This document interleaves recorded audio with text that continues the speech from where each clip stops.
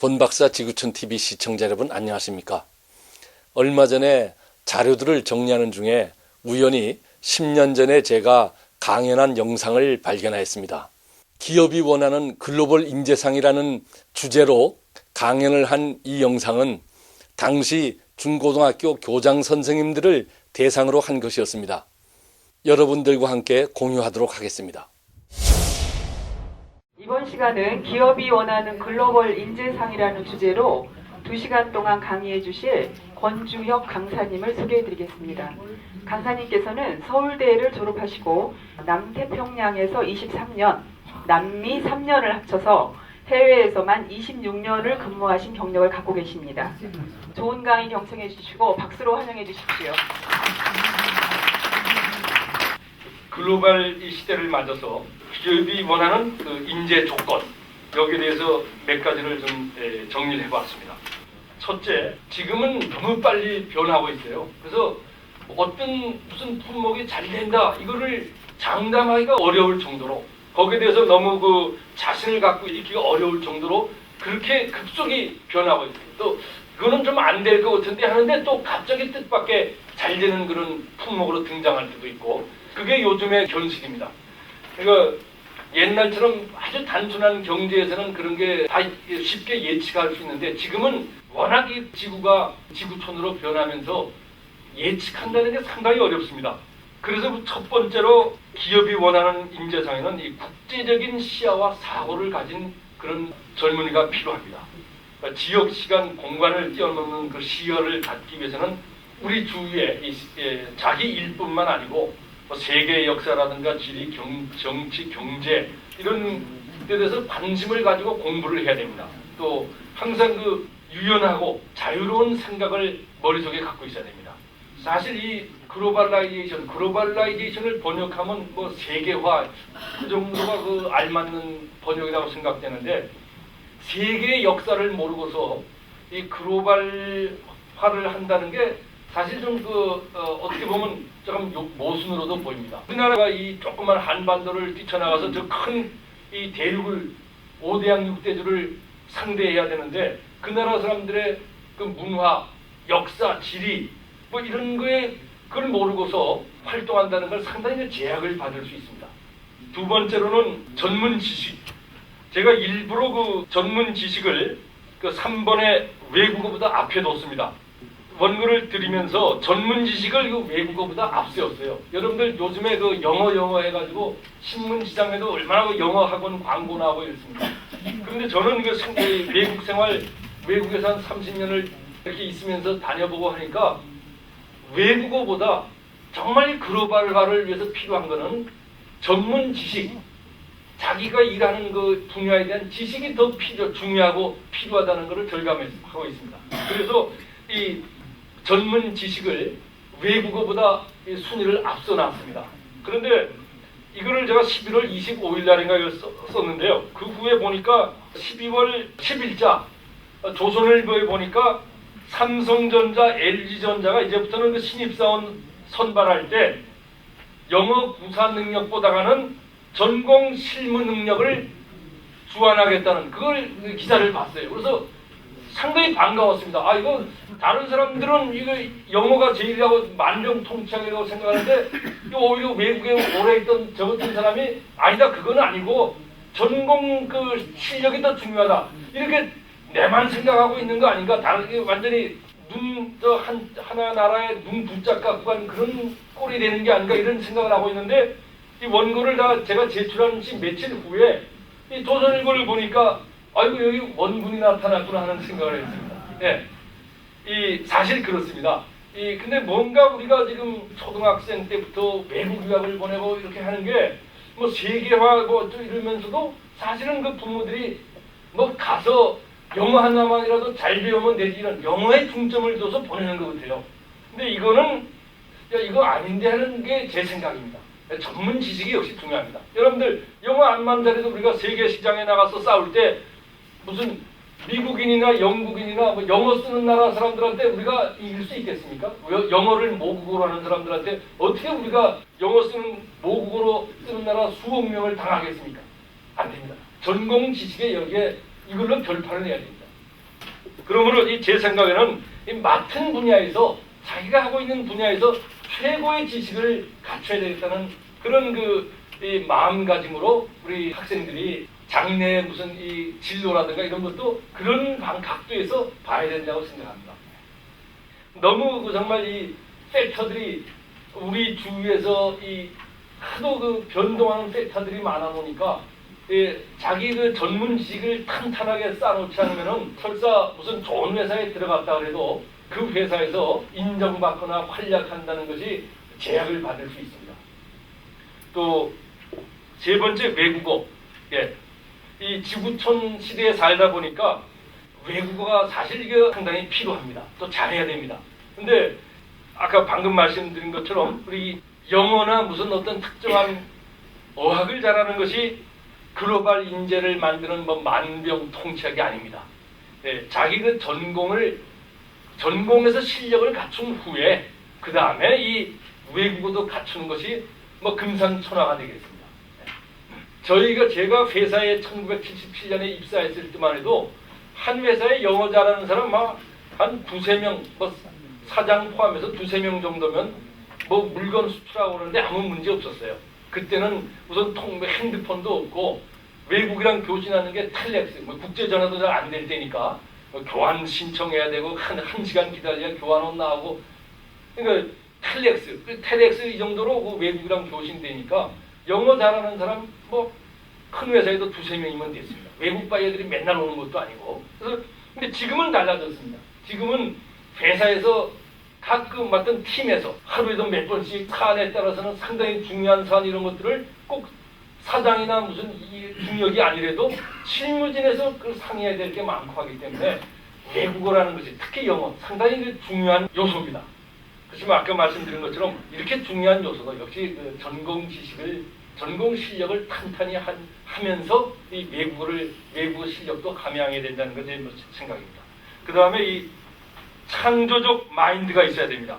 요즘 어린 10대나 또는 아이들이 보면은 20대도 마찬가지인 것 같아요. 저희 회사에서 경험한 거 보면은 스스로 일을 찾아서 하는 능력이 저희나 아니면 저희 앞세대보다 좀 떨어지는 것 같아요. 저희 앞세대나 70대 이런 분들 또 저희 때만 해도 일을 찾아서 하는 그런 센스가 있고 감각이 있고 하는데 이제 우리가 경제적으로 한국전쟁 끝난 다음에 하도 어렵게 살아서 그런 감각이 발달했는지도 모르죠. 근데 요즘 젊은 애들은 보면은 집에서 너무 풍족하게 살다 보니까 걱정 근심이 없이 이렇게 또 아이들도 한 가정에 많지 않고 그러니까 부모님들이 애껴주고 해달라는 다 해주고 하다 보니까 스스로 찾아서 하는 그런 마음이 상당히 약해 보입니다. 누가 시켜야 하려고 시키지 않으면 남의 일 보듯이 하고 남한테 의지하려고 하고 글로벌 인재가 필요한 것은 이런 태도와 생각이 아니고 적극적으로 어려움에 임하는 자세, 어려운 것도 극복하려는 자세, 남이 하지 않는 것도 내가 해보겠다는 그런 자세, 또 앞서서 호기심이 있어야 됩니다. 제가 보기에는 이 호기심이 서양인들이 동양인보다 더 많이 갖고 있는 것 같아요. 지리상의 발견도 보면은 아까 초두에 나왔지만 콜럼버스, 마젤란, 바스코 다가마, 리빙스톤, 스탠리, 피어리, 아문젠, 스코트 열거하면 상당히 그보다 훨씬 더 많은 탐험가들이 여러 가지 어려움을 극복하면서도 지구 곳곳에 저쪽에는 뭐가 있을까? 저 바다 건너에는 뭐가 있을까? 저 눈 덮인 산을 넘어서는 뭐가 있을까?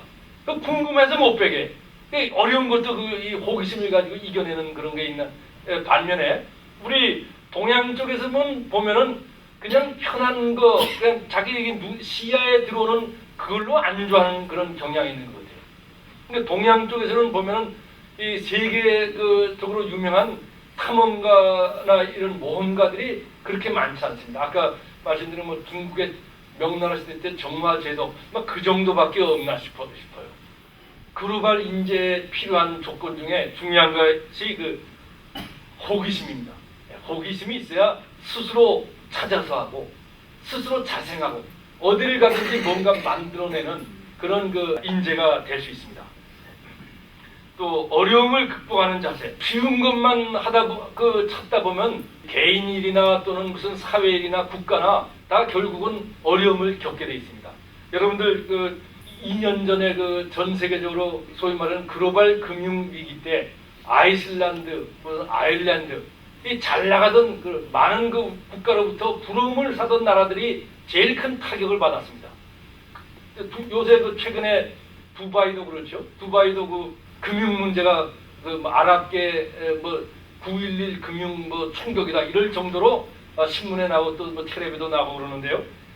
이 땀 흘리면서 뭔가 만들고 땀 흘리면서 개척하는 그런 일 보다가는 그냥 컴퓨터 앞에 앉아서 금융 이런 거 하려다 보니까 어뜻 보기에는 그것이 당장 편해 보이고 화려하게 보이고 고소득으로 보이는 것 같지만은 어려움이 오니까 제조업이 튼튼한 나라들은 중국이나 일본이나 아니면 유럽에서는 독일이나 이런 데는 세계적인 금융위기가 와도 잘 견디는데 쉬운 쪽을 택하고 화려한 쪽을 택한 그런 나라들은 상당히 어려움을 많이 겪고 있습니다. 미국도 1971년에 처음으로 무역 적자가 났는데 그 전에는 미국이 상당히 제조업이 강한 나라였어요. 그 이후에는 미국도 3차 산업이 이게 미래 산업이다 이래가지고 금융사업, 산업, 보험, 은행 이쪽으로 인재들이 많이 쏠리고 하다가 지금 미국의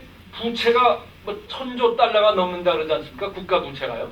그러니까 도저히 어떻게 해결할 방법도 안 보이고, 그러니까 이 땀 흘리면서 일하는 거 이거를 좀 좋아하는 분위기가 젊은이들이 좀 이런 젊은이들이 있어야 국가나 사회가 장래가 있습니다. 또 개인한테도 보람 있는 일생을 보낼 수 있다고 생각됩니다. 또 5번째 현지 문화의 이해와 존중. 아까 제가 잠깐 먼저 설명을 했습니다. 그 다음에 6번째가 인생관의 코어 밸류. 인생을 어떻게 보느냐. 나는 인생의 어느 점에다 중점을 두고 살겠느냐. 이러한 것이 어릴 때부터 확립되는 것이 필요합니다. 훌륭한 그런 위인들을 보면은 다들 보면 20대 전에 자기의 뜻을 채우고 그 뜻을 세운 걸 목표로 삼아서 꾸준하게 부단한 노력을 해갖고 인류 역사나 그 사람이 속해 있는 사회에 큰 기여를 한 걸 우리가 보게 되는데요. 나름대로의 인생의 가치 이것을 확립하는 것이 필요하다고 생각됩니다. 요즘은 여러분들도 다 아시다시피 이 고수입 이런 쪽으로만 젊은이들이 관심 있는 것 같습니다. 그래서 인기 직종, 비인기 직종에서 인기 직종이라면 의사, 변호사, 주식 이런 거 하는 금융 이쪽에 젊은 인재들이 많이 몰리고 있고 땀 흘리면서 일하는 뭔가를 만들어내는 이쪽에는 관심이 없는 것 같습니다. 이런 것은 결국 나라의 장래에도 안 좋고 제가 생각하는 인재들은 젊은이들이 역시 고소득 직종 이것만 관심을 두지 말고 자기가 가지고 태어난 재능 또 소질 또 잠재력 이런 걸 자신과 사회에 가치가 있는 그런 점을 찾아갖고 노력하고 이렇게 하는 것이 바람직한 인생관이라고 생각합니다. 또 우리 교감 선생님들께서는 그런 어린 학생들이 가지고 있는 소질, 그 다음에 잠재력, 또 다른 사람과 다른 특별한 개성 이런 것을 잘 발견하셔가지고 이끌어주고 또 도와주는 것이 일이라고 또 생각합니다. 역시 인재들이란 건 뭔가 연구하고 만드는 이 과학자, 엔지니어, 또는 기업 이런 쪽에 들어가야 국가나 사회가 발전되는데 큰 기여를 할 거라고 이렇게 생각합니다. 또 7번째 인성. 이것은 사실 상당히 쉽고도 말하기 쉽고 또 한편으로는 어려운 걸로 그렇게 생각합니다. 인성이라는 게 이게 쉽게 바뀌어지지가 않아요. 아무리 교육해도 사람이 타고난 성품을 바꾼다는 것이 정말 어떨 때는 저도 이 신입사원들 들어와서 과장으로 성장하고 부장으로 되는 걸 여러 사람들을 보고 있고 하지만은 인성이 절대 변하지 않는 것 같아요. 여기 제가 몇 가지 써놨는데요. 첫째는 정직, 두 번째는 선한 마음, 세 번째는 감사하는 마음, 그 네 번째는 기본적인 예의. 이 거짓된 마음을 갖고 있는 사람을 정직하게 만드는 거. 이거 엄청나게 어렵습니다. 뭐 조금 되는 것 같다 다시 원위치로 더하는 게 대부분이고. 또 선한 마음도 마찬가지입니다. 남을 배려하는 봉사 정신. 이런 거 사실 어떤 사람이 그걸 나도 앞으로 좀 남을 배려하는 봉사 정신을 가져야 되겠다. 이거 결심하지만은 작심삼일로 끝나는 경우 많습니다. 근데 이 기업에서 필요한 사람들은 역시 정직한 거. 이것은 뭐 동서고금에서 성공의 제일 기간되는 제일 기본되는 것입니다. 정직한 뭐 와싱턴은 그래서 정직이 최선의 방책이다 이런 말도 있지 않습니까? 근데 요즘은 이 정직한 사람들이 이렇게 찾아보기가 쉽지가 않습니다. 그래서 젊은 인재들 중에 이 회사 들어와서 일하고 그럴 때 정직하게 하면은 제가 보기에는 뭐 1년 안에 다 윗사람들이나 주위 사람들한테 인정받습니다. 면접하고 그럴 때 이 사람이 이 직원이 정직한가 부정직한가 30분 만에 그걸 판별하기가 정말 어려워요. 그래서 면접하는 사람들도 하면서도 이 친구는 사람이 솔직하구나. 그래서 채용했더니 나중에 보니까 이제 신입사원의 포장술에 넘어가는 경우도 많습니다. 그래서 1, 2년 되니까 이 친구 이런 면이 아주 엉터리네. 근데 벌써 뽑아 나갔고 어떨 때는 그런 친구들이 또 회사 중요하냐면서 뭐 회사 비밀도 또 알고 이러니까 이렇게 나쁜 직원들은 그런 거 가지고 회사 일을 통해서 알게 된 비밀이나 이런 걸 가지고 회사를 위협하는 경우도 있어요. 네, 이거 안 하면 내가 요구하는 이거 안 주면은 어떻게 하겠다. 그러니까 이 친구들이 나쁜 걸 합니다. 회사 돈도 횡령하고 그 회사에서 쫓아내려 그러면은 너 내 목을 잘라? 그럼 나는 가만히 있을 줄 아냐? 참 그 30분 동안의 면접으로 정직한 사람을 발견한다는 게 정말 힘듭니다. 제 생각에는 정직한 직원을 발굴해서 입사시키면 이거 회사의 큰 복입니다. 보배를 하나 찾는 건데 이게 쉽지가 않습니다. 교활한 사람들도 많고 하는데 역시 아무리 교활해도 포장한 거를 몇 달, 1년, 2년은 포장을 계속 가지고 있을 수 있지만은 결국은 또 들통나게 돼 있습니다. 그래서 제가 생각하는 정직한 이름을 어디 가나 다 인정받을 수 있고 남한테 존경받을 수 있고 좋은 영향을 끼칠 수 있는 그런 성품이라 생각합니다. 이거는 뭐 꼭 글로벌 인재뿐만 아니고 무슨 일을 하든 간에 다 필요한 아주 공통적인 기본적인 인성이라고 생각됩니다. 또 선한 마음이 있어야 됩니다. 다른 사람들 이해하고 주위 사람들이랑 좋은 조화를 유지할 수 있는 그런 사람이 또 이 글로벌 인재에 필요합니다. 예술가 그런 분들은 사실 어떤 독특한 이상한 괴짜적인 그런 괴팍한 성격을 가져도 그 사람들이 하는 예술에 무슨 큰 방해를 받지 않을 수도 있어요. 왜냐하면 혼자서 하는 거니까. 그러나 우리 기업은 많은 사람들이 어울려서 협조하고 화목하고 협동해서 나가는 거기 때문에 다른 사람들이랑 조화를 이루면서 선한 마음을 바탕으로 해서 그렇게 화목한 분위기를 이뤄나가는 남을 배려하고 봉사하는 마음을 갖고 있는 이러한 또 직원이 필요합니다. 세 번째는 감사하는 마음입니다. 이 회사에 일해 보니까 불평불만하는 사람들은 이게 10중 8구가 아니라 거의 100% 잘 제대로 못하는 사람들입니다. 일 잘하는 사람들은요 불평불만이 없어요.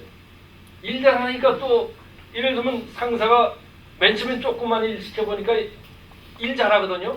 저 친구 쓸만한데? 그 일 더 줍니다. 그 친구한테. 왜냐면 저 친구 하면은 틀림없이 또 저 일도 야무지게 할 거다. 이런 기대도 있지만은 인간이기 때문에 그 사람 키워주고 싶어요. 그래서 이 친구한테 또 이런 다른 또 일도 시킴으로써 그 친구의 실력을 많이 늘리게 하기 위해서 이제 속이 깊은 보스들은 상사들은 물론 그런 말 안 하고 지시하죠. 쓸데없는 것처럼 보이지만은 저는 좀 하나 나중에 좀 물건으로 회사에 필요한 훌륭한 인재로 만들어야 되겠다. 그런 마음에서 당사자는 이건 뭐 또 쓸데없이 시키나 이렇게 생각할 수 있는 것도 너 이거 키워주려고 시키는 거야. 그런 말 안 하면서도 사나이들이 좀 그런 게 있잖아요. 굵게 이렇게 시켜주는 거 그렇게 시키고 그럽니다. 그런데 일 제대로 안 하는 사람들은요 사실 일 많이 안 줍니다. 저 일 많이 줘도 우선 일 실수할 수 있고 어디 가서 또 정말 불성실하게 무슨 손해를 끌고 올지 모르는데 그런 좋은 말만 이렇게 하면서 수고했다 이러면서 그냥 일 제대로 안 주고 넘어가는 경우 많아요. 그러니까 회사에서도 일을 많이 그 상사가 시키는 사람들, 이 사람들은 사실 회사에서 말은 안 하지만 그 사람들은 큰 기대를 하고 있는 거예요. 네. 그 사람들 성장시켜주고 싶고 그래서 일 많이 시켜주는데 그걸 또 모르는 사람들도 있죠. 네. 우리 이제 물건을 만드는 회사니까 우리가 뭐 옛날에는 이게 이 국제전화 이런 게 쓰기 어려우니까 할 수 있는 게 텔렉스밖에 없습니다. 지금은 텔렉스 기계 뭐 구경할 박물관에 가면 있을지 몰라도요. 텔렉스로 외국 회사랑 이렇게 교신하고 참 힘들게 해서 물건을 수출하고 그러는데 그래서 몇 달 만에 또는 몇 년 만에 해서 한번 볼 기회가 있어요. 저희가 출장을 가거나 아니면 또 그 사람들이 한국에 오고 나면 만나면요. 정말 오랜만에 만나는 친척 이상해. 아, 우리랑 그 이렇게 텔렉스로 팩스로 열리게 하면서 우리 물건 그동안 고맙게 사준 사람이 이 사람이구나. 정말 반갑습니다. 네. 이 사람 정말 잘해줘야지. 감사한 마음이 생겨요. 이 거래처를 대접하더라도 이런 마음으로 있는 직원이 대접하는 거랑 뭐 일이니까 이게 또 저녁에 나는 약속인데 이런 사람들은 다릅니다. 예. 그러니까 이 감사하는 마음을 가지고 하는 사람들은 아까도 말씀드렸지만 들통 안 날 수가 없어요. 그 어떤 특정한 직원이 감사한 마음을 가지고 있는지 맨날 불평불만에 차 있는지 윗사람들은 다 합니다. 썩 모르는 척해도 다 합니다. 여러분들 그 학생들 이 공부하는 팀에서 다 알지 않습니까? 마찬가지입니다. 그래서 모르는 척 한다 뿐이지. 그래서 감사하는 사람 직원들이 결국은 나중에 큰 일을 맡게 됩니다. 그 기본적인 예의. 이거는 사실 오늘 이 인성 중에 제일 쉬운 부분입니다. 이건 테크닉에 속한 부분이기 때문에 뭐 정직하지 않아도 예의를 갖출 수가 있고 엉터리 사람도 정말 포장을 잘할 수 있는 쉬운 그겁니다. 그런데 우리들은 한국에서 또 우리가 외국에 나가고 그러면서 이러한 게 이제 부족한 게 많아요. 또 잘 가르쳐 주지를 않고 예를 좀 드리겠습니다. 제가 겪은 예가 수도 없이 많지만은 한 서너 개 예를 들면은 제가 인도네시아에 우리 과장 둘을 데리고 몇 년에 출장을 간 적이 있어요. 그래서 이제 아침에 호텔에서 일어나서 인도네시아 사마린다라는 도시인데 칼리만탄에 있습니다. 세 명이 아침에 이제 밥 먹기 전에 조깅을 한 3km씩 했습니다. 저희 직원들이 저 쫓아서 출장 가려면 아주 고달파요. 아침부터 조깅해야 되고 그러니까.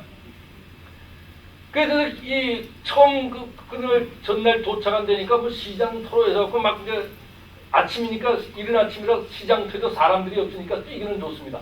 뛰다 보니까 길을 잊어먹었어요. 어디로 가는지. 우리 과장들 2명 보고 야, 김 과장, 박 과장, 저기 웬 사람인데 저 사람한테 물어봐갖고 우리 호텔 어디로 가는지 좀 물어봐라. 그러니까 이 둘이 가서 거기 서 있는 아침에 만난 현지인한테 나이가 좀 제 기억으로 한 40, 50대 된 것 같은데 물어봤어요. 그러니까 그 양반이 저쪽으로 가야 된다고 가르쳐 주더라고요. 아니요. 그런데 우리 한국 사람들이 습관이 안 돼갖고 마음은 그렇지 않은데 습관이 안 되다 보니까 그거 가르쳐 주면 얼마나 고마워요. 땡큐 그래야 되는데 알았어 하는 태도로 그래서 제가 옆에서 보고 있으니까 야, 너 그렇게 우리 한테 잘 가르쳐 주는 분한테 되게 고맙다는 말로 인도네시아 말로 때리마카시 그게 안 되면은 영어로 땡큐라도 해야지 그냥 이렇게 쫓아오냐. 제가 좀 지적을 한 적이 있어요. 제가 말씀드린 사람들이 나빠서 그러는 게 아니고 우리들이 지금 그런 기본적인 예의에 우리가 습관이 안 돼 있는 것 같아요. 그리고 예의라는 것이 기본 예의라는 것이 첫 인상을 상당히 좌우하는 경우가 많습니다. 제가 한 열흘 전에 서울의 친구 아들 결혼식 때문에 옛날에 아미가 호텔이라고 그랬는데 강남에 그걸 갔더니 8층에서 내려오는데 결혼식이 끝나니까 하객들이 갑자기 엘리베이터에 많이 타가지고 꽉 찼어요. 그런데 웬 아주머니가 딱 타는데 마지막에 타니까 벨이 삐 까고 울려요. 엘리베이터 아가씨가 처음에는 말을 안 하더라고요. 왜냐면 알아서 다 내리지. 마지막에 들어온 분이 내리겠지 해갖고. 근데 제가 아주머니 딱 타는 걸 보니까 정말 인테리어로 생기고 멋있고 그래서 이 아줌마 되게 좀 세련됐고 괜찮다고 저는 물론 말을 할 수 없지만 상당히 호감을 가졌어요. 제가 바로 이쪽에 탔거든요. 저도 나중에 탄 사람이더라. 그런데요, 계속 벨이 울려도 안 나가요, 이렇게. 그러니까 탄 사람들이 다 같이 그다음 아줌마 내리세요 이런 사람이 없잖아요. 그러니까 엘리베이터 그 조종하는 그 아가씨가 있다가 벨 소리 나면 이 엘리베이터가 안 움직입니다. 누구 내리셔야 됩니다 그러더라고요. 그 나중에 탄 사람 내려주십시오 이러지 않고 누군가 내리셔야 됩니다. 그런데 이 아주머니 그냥 딱 이러고 있더라고요. 그냥. 그래서 제가 보다 못해서 나중에 탄 분이 내리세요 그랬거든요. 근데도 안 내려요. 그래가지고는 그러니까 나중에 그 옆에 탄 그 남자분이 대신 내려주더라고요. 그래서 제가 그 여자분이 탈 때는 정말 아주 뭐 잘생기고 뭐 인테리처럼 생겨서 야 우리나라도 이런 아줌마 있구나 상당히 호감을 가졌는데 이 여자 이게 아니네. 그러니까 이런 조그만 이런 예의가 사람의 그 인상을 크게 좌우합니다. 예. 그래서 제가 속으로 만약에 저 아줌마 아들이 우리 회사에 입사하겠다고 면접 봤으면 내가 떨어뜨릴 거다 그런 생각이 나요. 예. 네, 그리고 우리가 이제 이 글로벌화 되니까 뭐 해외여행도 많이 하잖아요. 보면은 의자에 비행기 좌석이 이렇게 보면은 창가에 앉는 사람도 있고 그런데 제가 이 복도가에 앉았었어요. 그러니까 그 창가로 들어가는 젊은이가 아니에요.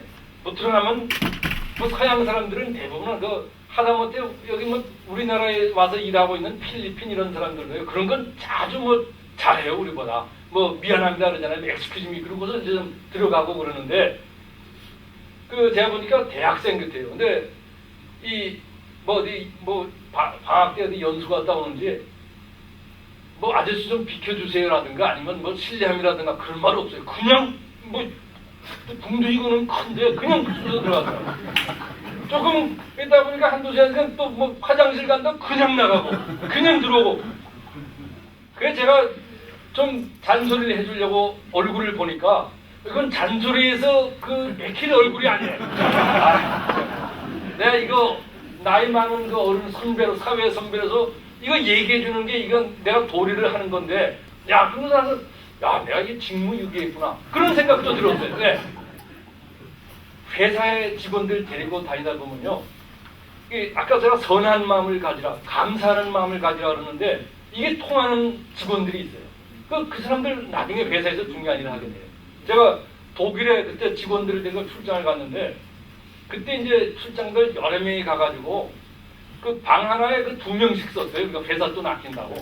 근데 제 옆에는 제가 그때 부장인가 그랬어요. 근데 제 옆에 계장이랑 이제 방을 같이 쓰는데 아침에 일어나서 보니까 이불을 좀 일어났으면 자기가 잔 침상이면은 우리가 이불이나 담요를 대강 이렇게 개어가지고 청소하는 아줌마 왔을 때 이게 어떤 놈들이 와 있어? 한국 놈들이 와 있어. 이런 욕 안 듣게 저는 직원들한테 그런 얘기 각 해주거든요. 우리가 너무 깨끗하게 뭐 군대에서 내무생활할 때 모포 접는 식으로 하면 아줌마 청소로 들어와서 이거 청소 누가 했구나 하고 그냥 나가주니까 그렇게는 안 하더라도 그래도 대강은 접어서 이렇게 침상을 놓는 게 그게 누가 알아도 이거 한국 사람 누가 이렇게 딱 해놨나 한국 사람들이 와서 있구나.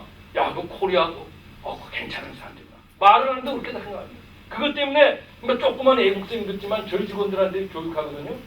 그래서 제가 이제 한 5명 데려갔는데 오늘은 뭐 A 계장이랑 같이 자고 그 다음 날은 이제 뭐 B 계장이랑 같이 자고 이렇게 해서 그런 또 출장을 통해서 친해질 수도 있고 그래서 하는데 보니까 공통적으로 이 친구를 그냥 일어나면 그냥 막 꾸겨가지고 그냥 그런 상태로 나가고 그래요. 그래서 제가 우리 사람들 전부 우리 하루 이틀도 머문 게 아니고 우리 박람회 때문에 일주일씩 여기 와 있는데 이 호텔 직원들이 청소하는 걸 다 우리 한국 사람이라는 걸 다 아는데 이렇게 하지 말자. 그러니까 깨끗하게는 못하더라도 최소한 정도로 이렇게 친구를 개어놓고 나가자 그랬어요. 그러니까 다들 뭐 본부장 말이 맞다 하는 그런 인상을 받았어요. 근데 한 명은요 여러분들 교양 선생님들 강의하면 교실에 할 때 다 알잖아요. 저는 내 말 안 듣는구나 하는 거 다 알잖아요. 마찬가지예요. 다들 본부장 말이 맞다. 아차 하는 그런 마음, 고맙다 이런 마음인데 한 명은요 이렇게 그게 이런 백을 가지고 저 부장이 말이야 백을 가지고 다네. 그런 표정에 그럼 먼저 말은 아니지. 근데 그날 밤에 그 친구랑 제가 같이 잤어요. 그래서 제가 물론 그냥 다 큰 사람들 한번 말했으면 되지. 그 다음날 보니까 딱 일어났는데 보니까 저 일부러 보라고 일부러 더 구겨놨어. 근데 결국은 이런 시간 지나고 보니까 그런 사람들이 잘 안 돼요. 예? 그리고 아차, 근데 이 회사 상사들이 정말 그런 좋은 마음에서 그 사람들 다 잘 되라 그러는 거지 뭐 그렇지 않습니까? 무슨 그 사람들 못 되라 그러겠어요? 또 우리 나라의 그 명예도 올려주고 그 사람은 아차 이건 내가 몰랐던 거 우리 상사가 가르쳐 주는구나. 고맙다. 이런 마음으로 있어야 이게 성공이 되는데 부장이라는 게 쓸데없이 별걸 짠짜게 그렇게 얘기하네. 이런 사람들도 잘 안 됩니다. 네. 그래서 제가 그냥 예를 들었습니다. 그래서 요즘 학생들 보면 언어 쓰는 것도 너무 비속하고 또 저속적인 용어를 학생들이 많이 쓰는 것 같아요. 그래서 이게 참 교육하시는 분들, 학교에 계시는 분들 너무 참 고생이 많겠구나. 마음 고생이 너무 많겠구나. 그런 것도 제가 간접적으로나 느낄 수 있습니다. 네. 그래서 제가 시간이 벌써 2시간이 다 됐습니다. 오늘 제가 사실 준비한 게 아까 첫 부분에 이 글로벌 의미 그다음에 유럽과 우리 한국의 글로벌라이제이션의 역사 이런 걸 좀 얘기하는데 준비를 많이 왔는데 한 3분의 1 정도 얘기한 것 같습니다. 또 들어주셔서 감사합니다. 그리고 제가 제 경험도 얘기하고 그랬는데 우리 어린 학생들 중에서 또 잠재적인 인재를 많이 발굴해 주시고 또 좋은 방향으로 이끌어 주시기를 바라고 기대하면서 제 강의를 끝내도록 하겠습니다.